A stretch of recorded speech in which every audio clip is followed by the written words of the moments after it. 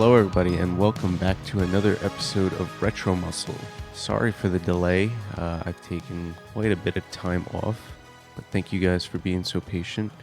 Today's video is going to be a little bit of a hybrid, a bit of a biography mixed with a training routine, and it's actually covering a famous champion bodybuilder that I think isn't talked about enough, and that is Clinton Beyerle.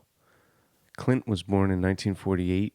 I can't be certain, but I believe he was originally from North Dakota, but him and his family moved to California in the Lodi area. I'm pretty sure he went to that high school. And following in his older brother Eldon's footsteps, Clint began serious weight training at the age of 18. The same year, he started a 4-year apprenticeship as a machinist for the Mare Island Naval Shipyard in Vallejo, California. While his brother went on to become a United States junior weightlifting champion, Clint continued to work and train. He actually didn't compete until 1969, and it was actually against his will.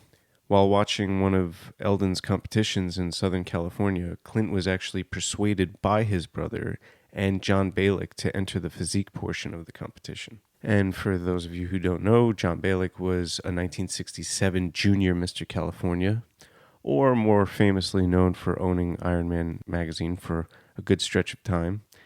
But back to Clint. Thankfully, they convinced him to enter this competition.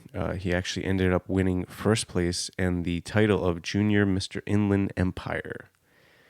After quitting his job in 1974, Clint went on to move to Southern California to enter the School of Chiropractic at the University of Pasadena. He had actually contemplated on giving up serious training for his, competitions so he could focus on his studies. But it actually turned out that on the same street, Bill Pearl's world-famous health club was right there. After training at Pearl's gym for about a year, Beyerle actually regained the confidence to enter a competition. And not only did he enter one, he went after the AAU Mr. America title.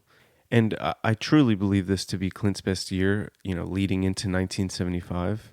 While balancing training, school, and his favorite hobby, which was flying his own single-engine aircraft for fun, Clint actually entered the 1975 Mr. America and actually walked away with winning first place in his height category, but he just fell short to Dale Adrian. That same year, he also competed in the Collegiate Mr. America and won first place. And Clint ended 1975 with probably his most impressive win, which was the overall Mr. USA title, beating out Annabelle Lopez and Floyd Odom. Eventually, I'm going to do a follow-up video to recap the entire competition, but for now, we're just going to talk about Clint Beyerle's exact training routine leading up to the 1975 Mr. USA, and I'm just going to give a little tidbit at the end of his diet. So I got this information on his training routine from the July 1976 issue of Muscular Development. It's actually, cover on it is with Ron Tufel, another great bodybuilder.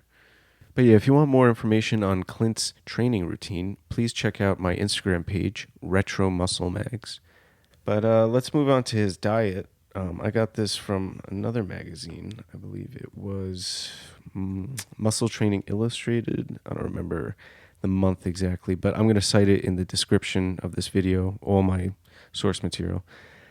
But his diet was just like every bodybuilder. Clint required high amounts of protein. He mainly ate chicken and some beef.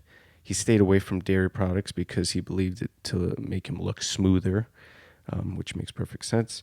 As for carbs, Clint would eat fruits and leafy greens.